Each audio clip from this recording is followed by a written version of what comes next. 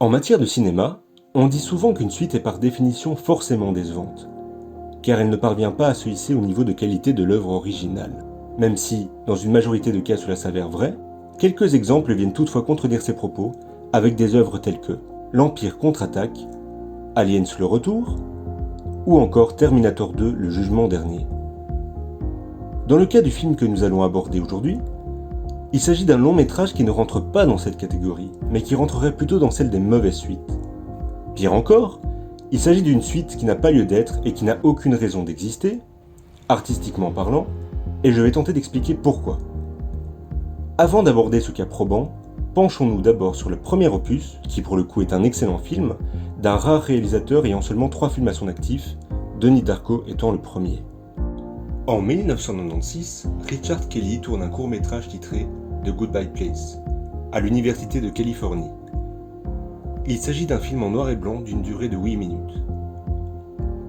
Plusieurs autres courts-métrages plus tard, Kelly décide de se faire la main sur Donnie Darko à l'âge de seulement 25 ans. Selon lui, tourner le film a été comme préparer un gâteau. On peut avoir les meilleurs ingrédients au monde, si le dosage est raté, le résultat final le sera forcément aussi. Avec Donnie Darko, ce dernier cherchait à donner un aspect organique à ses idées et de fonder des bases aussi solides que possible pour ses personnages et leurs motivations. Donnie Darko est donc un drame psychologique / film fantastique qui ne laisse pas indifférent. Décrit comme complexe, le film raconte l'histoire d'un adolescent, Donald Darko, sujet à des troubles psychologiques. Une nuit d'octobre 1988, un réacteur d'avion s'écrase sur sa chambre. Sauvé pendant une crise de somnambulisme par son ami imaginaire, Frank, un lapin squelettique à crâne métallique, ce dernier lui prédira la fin du monde qui surviendra le 30 octobre de la même année. Plutôt difficile à cerner, le film exploite le concept de réalité, avec ce que le réalisateur aime appeler l'univers tangent. Par définition, le temps est une construction stable, mais lorsqu'il y a une brisure dans la continuité, l'univers tangent se forme et ne dure qu'un certain temps avant qu'il ne s'effondre sur lui-même. C'est une corruption du temps par rapport à notre univers, l'univers primaire. L'univers primaire étant donc l'ensemble de tout ce qui existe. Le film, nous laissons à leur libre interprétation, il est de ce fait peu aisé de savoir à quelle scène correspondent univers tangent et univers primaire. Donnie Darko est une œuvre existentialiste qui se thématise par la croyance, par le miracle, le thème de la religion, le sacrifice, la solitude, la peur, et se sous-thématise également par l'exploitation du songe et le mystère entourant le voyage temporel. La peur est d'ailleurs surreprésentée dans ce long métrage par une prof de gym, obsédée par un coach joué par Patrick Swayze. De ce point, le démarquage des univers se réalisera par le biais de celui qui regarde le film. Est-ce un songe? Est-ce la réalité? Est-ce que c'est vraiment en train de se produire? Est-ce que la fin du monde a bien lieu le 30 octobre 1988? Ou est-ce la fin de Donald Darko, le personnage? Dans la diégèse du film, donc, le film est construit comme une allégorie et donc se structure sur des métaphores.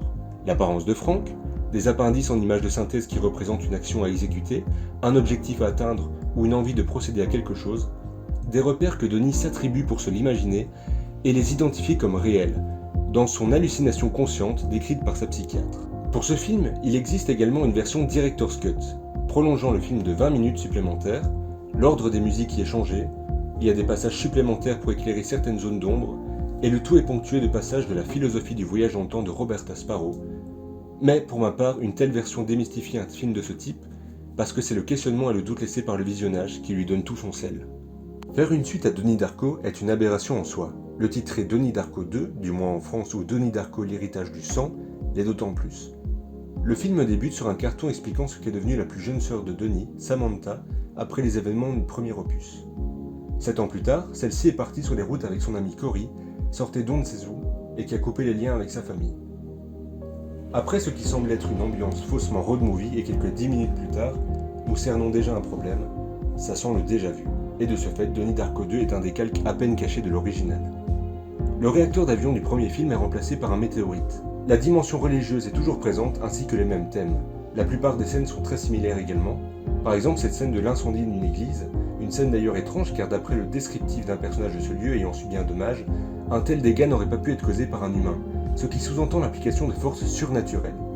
Un questionnement, déjà évoqué, il est vrai, dans une scène du premier film. La fête d'Halloween est remplacée par le 4 juillet, etc. Donnie Darko est un peu à Donnie Darko ce que Hypercube est au film Cube.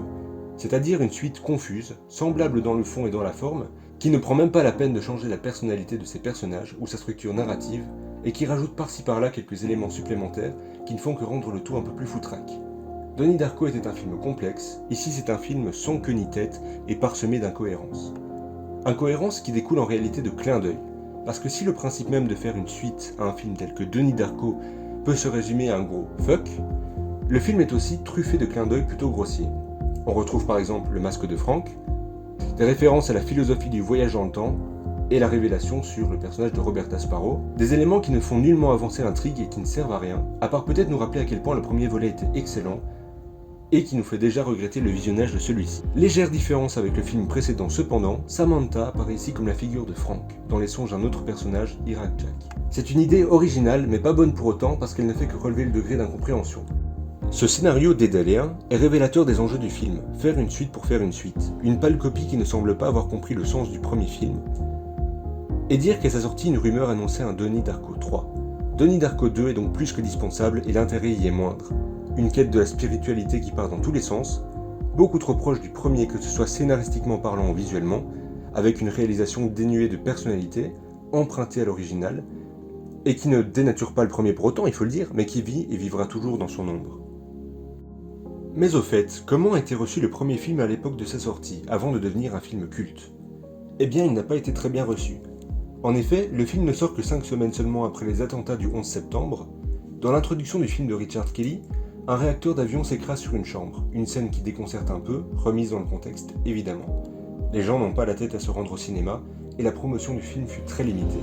Bref, personne ne semblait se soucier de l'existence de ce film. Si le film fut envisagé un temps en direct ou vidéo, cela ne lui aurait pas été profitable, car les critiques américains ne se donnaient pas la peine de critiquer des films qui ne passaient pas par la case cinéma. L'équipe du film récolte 500 000 $, avec une sortie sur 58 écrans répartis dans 8 villes américaines. Le succès du film tient sur sa postérité, ce n'est que lors de sa sortie en DVD qu'il fera parler de lui en France et au Royaume-Uni.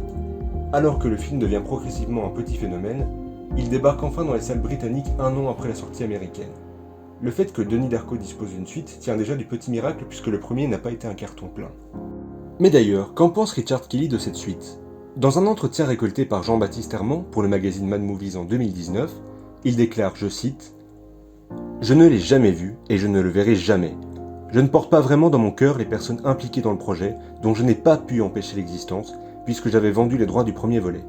C'est un objet insignifiant dont j'ignorais l'existence jusqu'à la fin de ma vie. » Le film a été réalisé pour de mauvaises raisons et il reste ce qu'il est, un film insignifiant, renié par le créateur du premier opus qui l'exclut de sa mythologie établie, et le film, par ailleurs, est oublié de tout le monde. Et cela n'est pas plus mal. Merci à tous d'avoir regardé cette vidéo. Si vous souhaitez vous pencher sur le travail de Richard Kelly, n'hésitez pas à regarder ces 3 films dont le dernier remonte déjà à 2009. Aujourd'hui, s'il travaille toujours sur un remontage de son film Southland Tales, 14 ans après sa sortie, il n'exclut pas de revenir à la mise en scène mais à 2 conditions, créer des nouveaux univers complexes et ne pas se satisfaire de l'ordinaire.